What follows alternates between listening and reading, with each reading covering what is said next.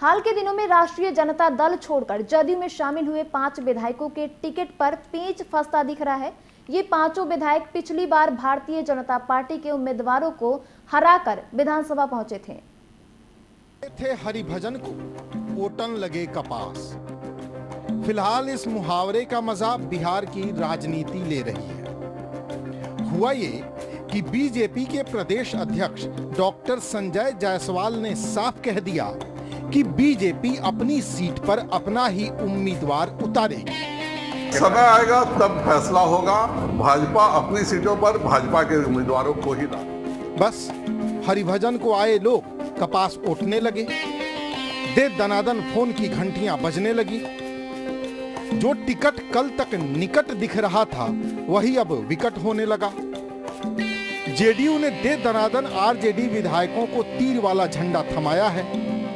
अब इनकी सीट का क्या होगा? क्योंकि पिछली बार पालीगंज में आरजेडी के जयवर्धन यादव ने बीजेपी के राम जन्म शर्मा को हराया था और अभी उन्होंने जेडीयू का तीर थाम लिया है। बीजेपी ने अगर पालीगंज सीट नहीं छोड़ी तो खैर। कपास ओटने की बारी पातेपुर वाली प्रेमा चौधरी की भी है।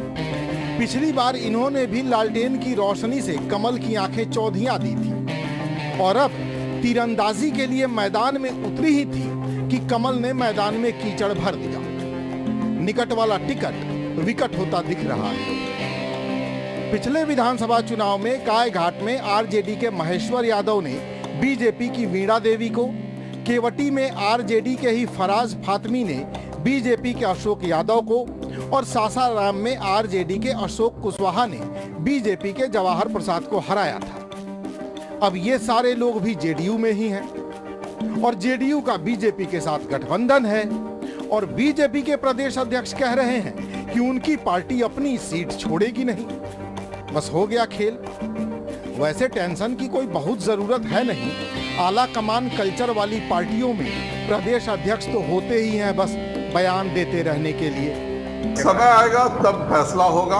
भाजपा अपनी सीटों पर भाजपा के उम्मीदवारों को ही ला। राजनीति में बाजी पलटते देर लगती ही कब है।